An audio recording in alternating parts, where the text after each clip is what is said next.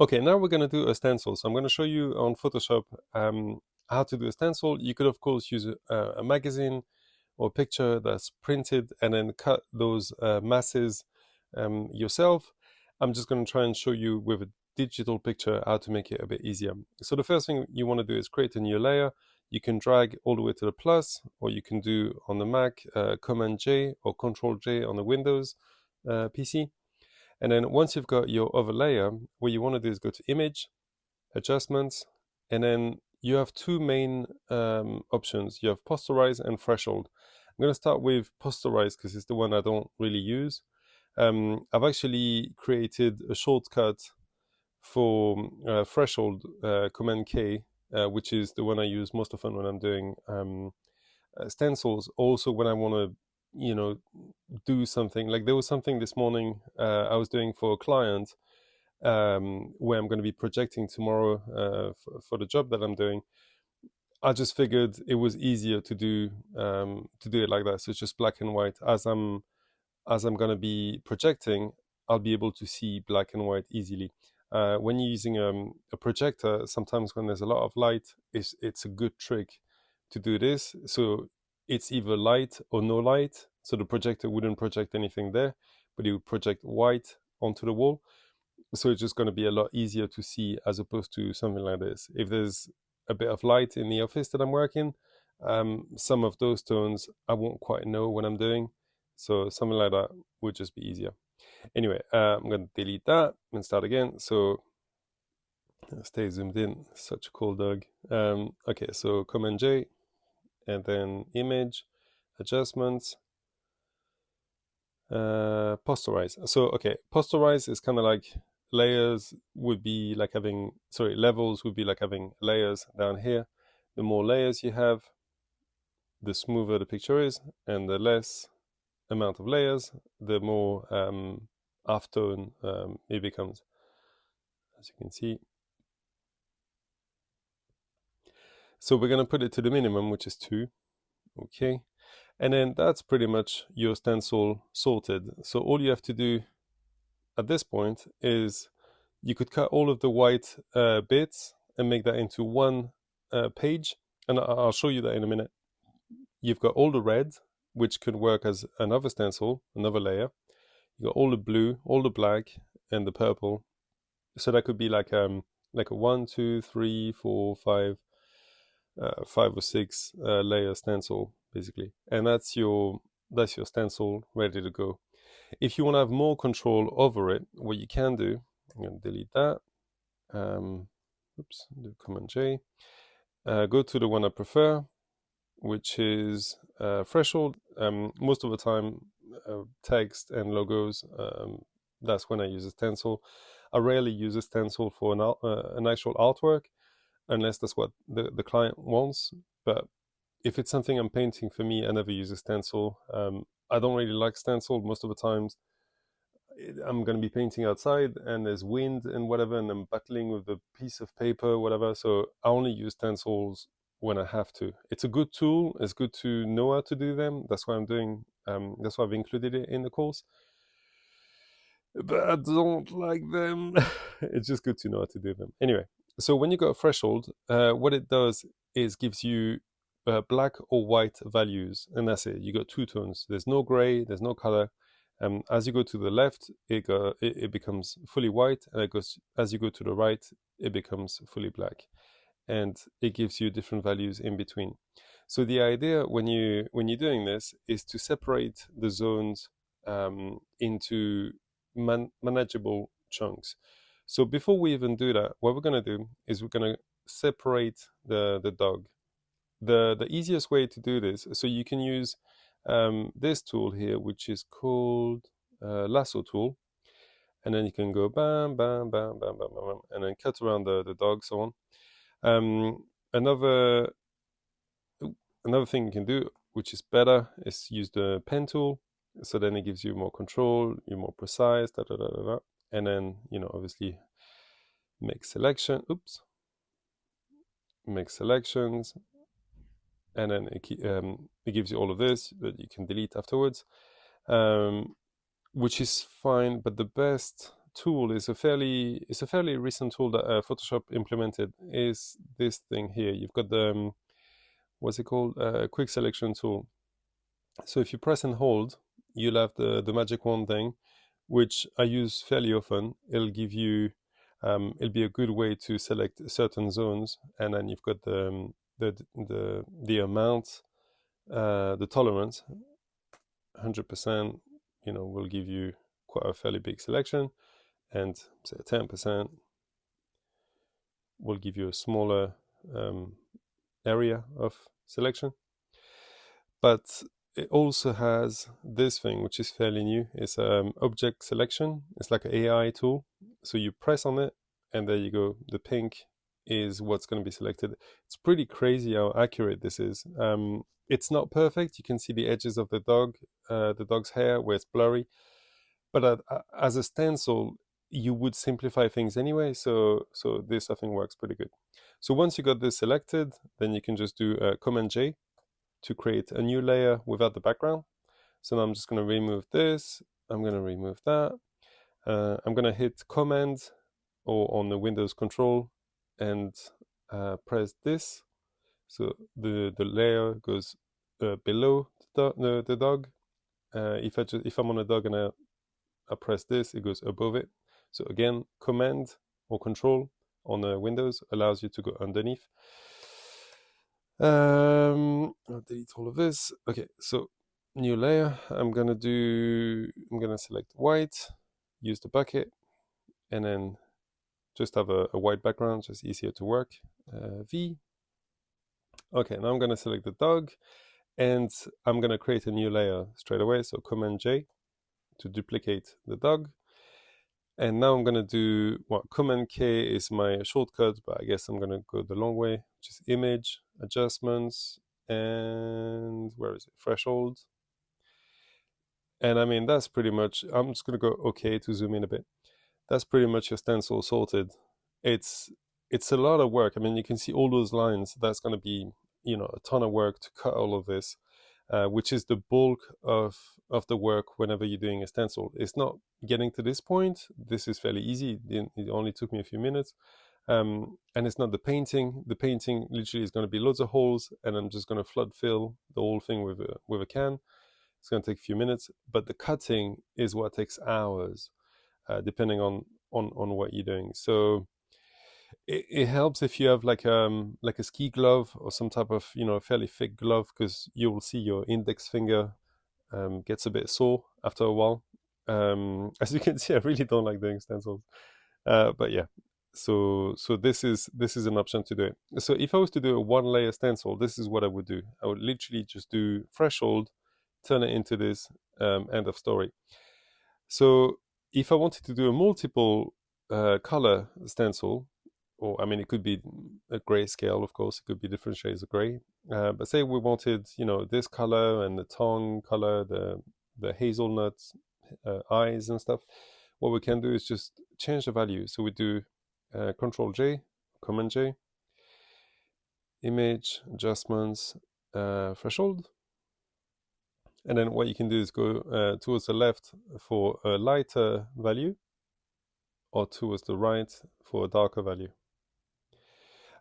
It's good to have one that's completely solid, like this. And then with this, say you're going to paint on a background. I'm going to head out to the street and paint this. So for the background, I'm going to put some drips and tags or whatever. So I'll want I'll want one of those, one of these shapes that's fully covered. It's black, but I'll paint it white. It doesn't matter, just to have like a base. Actually, I could do it black, but yeah, regardless of the color, it could even be pink. It's not important as long as you've got your main mass. So it could be whatever color you want. As long as you got your main mass, that will delimit what you're gonna paint in the middle of it. So that would be my first layer. So I'm gonna move that about. This one would be my middle layer.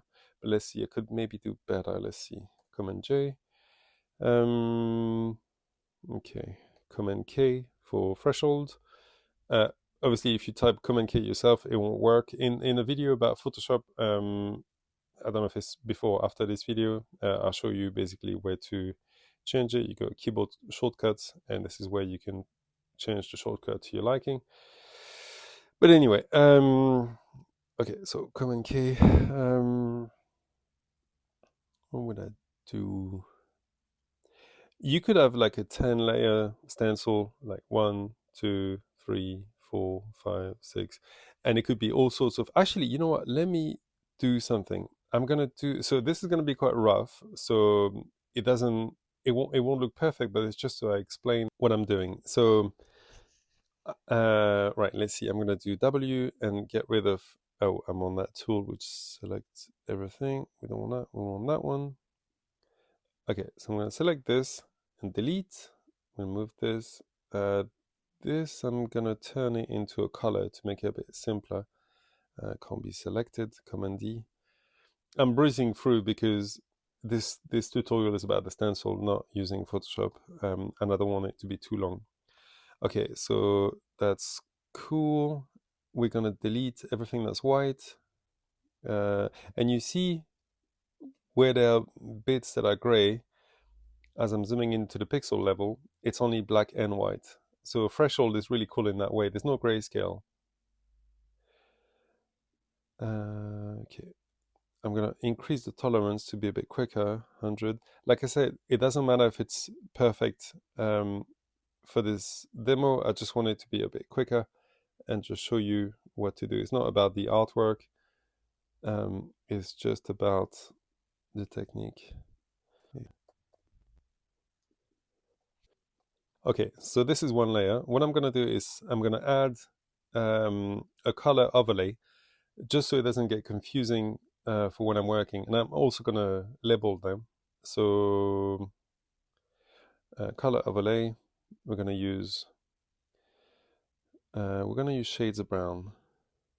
So I'm going to use a light brown like this. Opacity full. Okay, cool. Now I'm going to do this one again. So I'm going to do Command J, put it there. I'm going to do let's do three brown, one white, and one back. So this one is the back. Okay, Command K. We're going to go with, let's just say something like this. And then again, I'm going to delete the white values. Actually, you know what? I'm going to select the black and select inverse and delete. That's just going to be easier. There you go. Okay, so that is going to have a color overlay that's a bit darker, like a darker brown. Let's say this will do. Okay. Now I'm going to rasterize the layer. So then instead of having the effects separate, because the thing is, because I've got the effects there, I could reduce the fill or the opacity, but as you can see, it's not changing this because this is the color that you're changing, the black there. By changing the fill or the opacity, that's what you're changing the value of, but you're not changing the effect. So two things you can do: you can create a new layer, and then select this one and do Command E to merge. And then now, for example, you can reduce the opacity and so on. Or simply, what you can do is double on the Mac, 2 fingers on a keypad or right click on a mouse, regardless if you're using Windows or Mac, and then rasterize layer style. So this way, again, it creates just one layer, and then it gives you the control that you need. So I'm going to do the same with this one. Rasterize layer style. Cool. I'm going to put this one on top. So now we're starting to see some shape. I'm going to put this one underneath. And I'm going to invert it because I think white would be better for this. Yeah, that's cool. And then I'm going to put this one right over the top. But to see what I'm doing, I'm going to reduce the the fill. Okay, I think that's cool. Maybe something like that. This could probably be on top. I'm gonna reduce the opacity.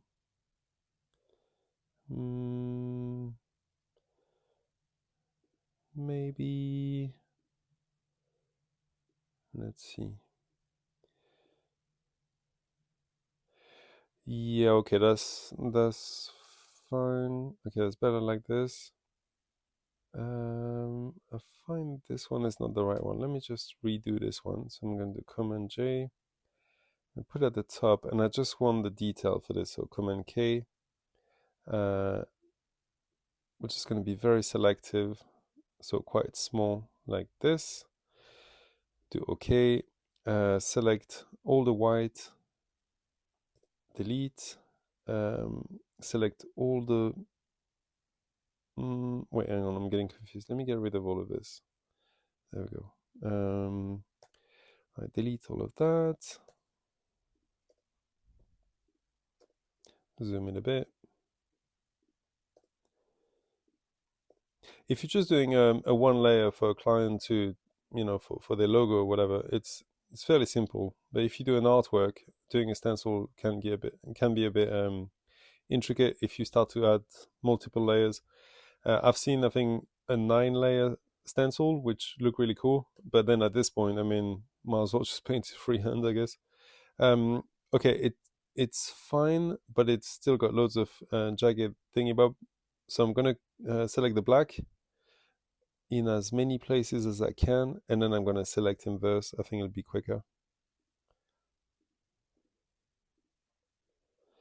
Okay. What else? I got this. Make sure I got both eyes. Oh, no, I don't. At the same time, I'm pressing Shift to add. You see the plus there that shows up? That's when you press Shift. If I'm pressing Option, this is on a Mac. I'm not sure what it is on Windows. I'm guessing Shift for plus, and Option probably be. I'm not sure where it is on Windows. Anyway, so on a Mac, when you press Option, it gives you a minus. So if I press here, that deselects this. If I put a plus, if I press and hold Shift, it'll select this and something else as well. Okay, I'll get this piece, and I think that's about it. Okay, so now I can do 2 fingers or right click, select inverse, delete, Command D to deselect, and then everything is selected pretty clean now. So now we're going to put all the layers together, and we got something decent. Okay, so that could be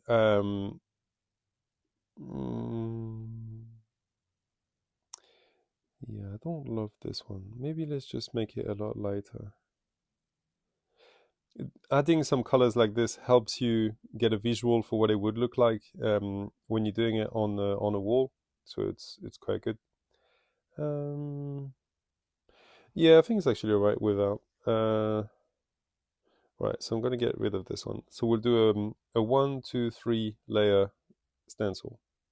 So we'll have the white, some type of beige, and then the black. So that will be what we'll do today. When it comes to all of this jazz, once you've done your stencil, you can change it a bit. You can add, you can embellish it. Another thing as well you can do is whew, speaking of dog, my dog just farted. This makes the audio a bit difficult to do. Dude, come on, I'm working, man.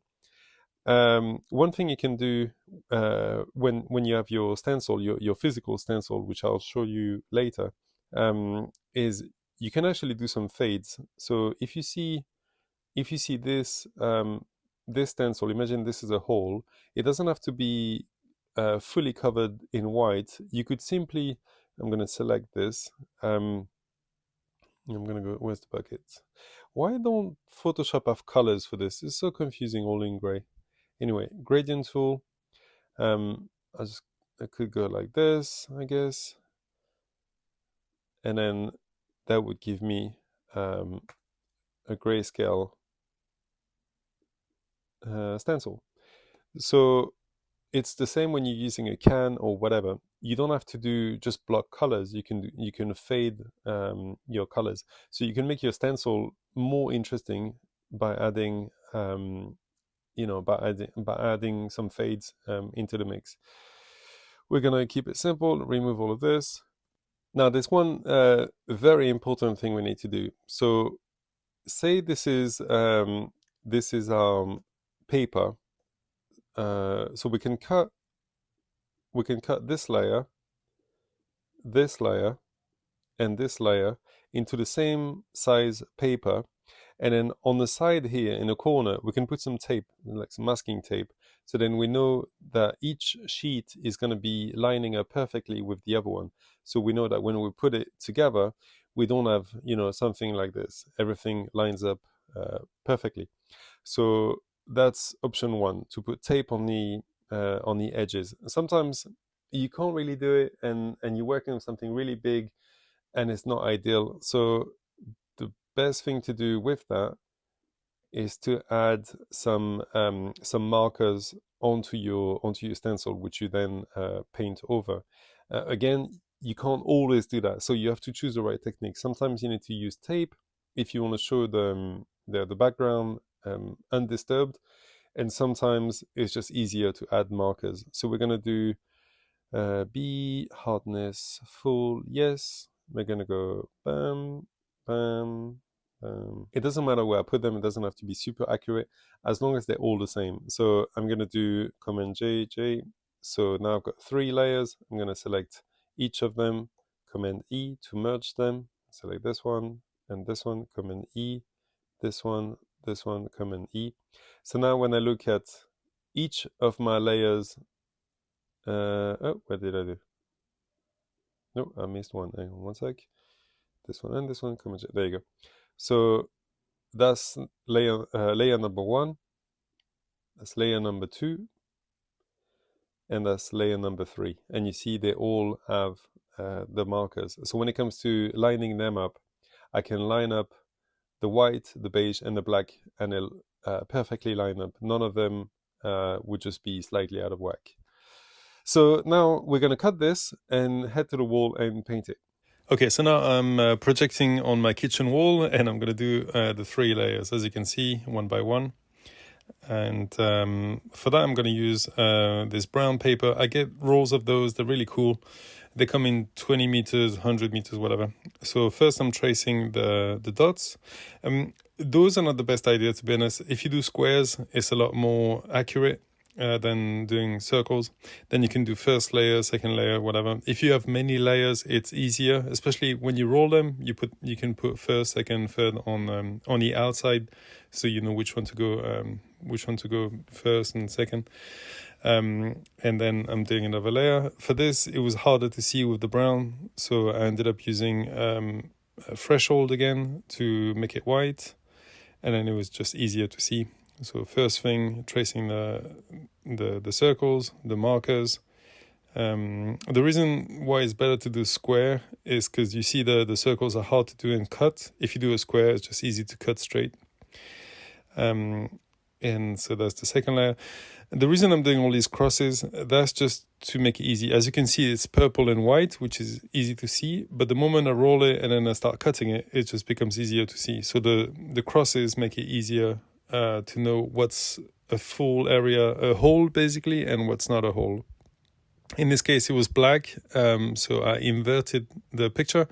On Photoshop, there's Command I to invert, and then now I'm cutting. As you can see, the crosses make more sense now because it's easier to see what's going to be a hole and what's remaining part of the paper. So there I made a mistake, which is cool because I get to explain what to do when you cut something you don't want to do. So basically you use a bit of tape. Sorry, it's off screen, I didn't frame it properly. But where you put a piece of tape, you want to put a piece of tape on the other side to tape the tape. So then it's not gonna, when you roll it, it's not gonna stick to the paper, make the whole thing tear or whatever. So as you can see, that's the island piece there, and it's not gonna stick because there's tape on the other side. This is another thing that you can do. If you want to make it easier, there's like a little island there. what I'm going to do is 3 relief cuts. As you can see there, it's got 3 anchor points, and then afterwards you can just paint over those on your stencil. So there we're on the wall, and I'm just going to do a simple background. I forgot to bring my mask, as you can see, but definitely always bring masks and gloves. I normally just wear the right glove as I'm right-handed, but when you do a stencil, you definitely want to have two gloves because it's just messy. This is just to show you why I don't like using stencils, as it's really flimsy and difficult to put up together. In retrospect, I should have left like a center of that big hole attached, just to keep the paper in shape and make sure it's all lining up. So again, when you use a flimsy paper, it's easy to cut, but it's difficult to put up, and it tends to warp. You'll see on the 3rd layer it warps quite a bit. But if you use like a card, it keeps its shape a lot better.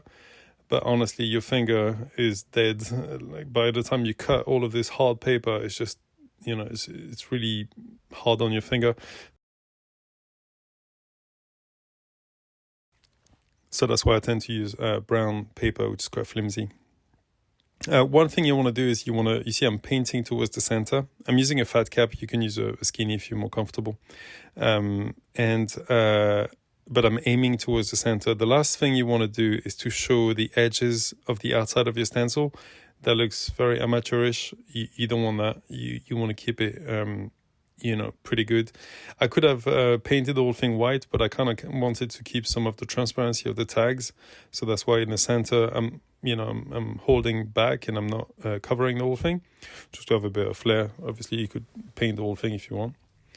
And now that I've got my 4 markers, I don't have to paint them again. I just need to line up the other two layers and just tape that. Because I'm working without weighting, the paint is still a bit tacky, it's still a bit wet, so I don't have to use a glue. I'll show you the glue in a minute, but it allows me to just tape this layer in place, and then everything that's on the inside I can just push, and it'll stay stuck for a few seconds. So you don't want to bother doing the whole thing, sticking all the pieces together, because they'll get unstuck. But they'll stay stuck for a few seconds, so you can paint them. So I stick a few. You see they lift up. So this is the glue. It's a 3M spray mount, and it's repositionable. It's very good glue. But in this case, as I said, the paint is tacky enough to hold everything in place.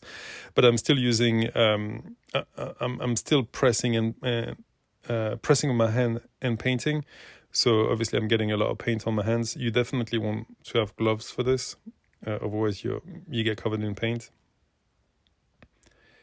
And I'm just going to do the whole beige. You can see me look around everywhere because I've got my phone on the tripod, and in London there's so many phones getting stolen that I was being a bit vigilant. That's one thing. When you paint in the street, you always want to be vigilant, whether you're filming or not, with all your cans, everything. You want to keep everything close to yourself, close to the wall. You want to be safe as much as you can and keep all your equipment protected. You don't want to, have everything all over the place, and it's a hazard as well. You can step on the cans. You want to have everything either in the bag or in toolbox or close to the wall, As you can see, actually, when I was filming, somebody came full speed with one of the, electric scooters. So I just grabbed my phone off the tripod quickly. Obviously, I'm not showing it. But yeah, basically, that's why you really want to be vigilant in the street. So there, I'm trying to line up as much as possible. But because you've got loads of cuts, and I've already had two layers, the more stencil you have, the more it's starting to warp and get, out of whack. But it's the nature of stencils. It's not the most accurate technique you can do. Like I said, you can have a thicker paper, and that will allow the layer to stay more in shape. But honestly, it really it's hard on the finger. There's one thing that people use is acetate paper. It's like a plastic. It's on a plastic film. and they cut it with like a hot iron. I've never actually done that. You'd want a mask, obviously, when you do this because you're burning plastic. That seems to be pretty good and stay in shape, and it's obviously easy on the finger. It's because you don't have to cut, you just have to burn everything. I've never actually done it, so I don't know. But whenever I've got to do a text or logo for a client, I use this brown paper. It works pretty well. It's definitely a one use thing. Once you've done it and you take it off, don't expect to reuse it. But like I said, it's a lot easier to cut. Another thing as well, I like to, in the I think the second video about the equipment, I'm showing this this spike wheel thing. This is pretty good as well. I use that sometimes. That keeps the paper obviously perfectly straight because you got no holes, and then you make loads of little dots with that tool to cut. You cut loads of holes, and then you paint over it, and then you trace loads of dots. It wouldn't work with a background like this. You'd get lost. But if your background is, say, white and you're painting black, then you'd see all the little dots. So that's an option. And sometimes if it's a hard wall, it won't go through. So you'll have to cut before you get to the wall, like on a green pad like I was using. And again, this stencil is a very quick and simple stencil. You can make a much more detailed and precise one, whatever. And there's a dog. So it's a quick way to paint. I mean, this whole thing took me like less than 20 minutes to paint. And then with a spray can, I'm just making it a bit better, embellishing the edges and stuff. You don't have to do this part, obviously. I just wanted to make it a bit better. And then all I have to do is just cover the markers with a can. If you can't do that, obviously you can use masking tape in the corners, like I said, but everything has to be the same size. And here's our dog. Here's our finished stencil.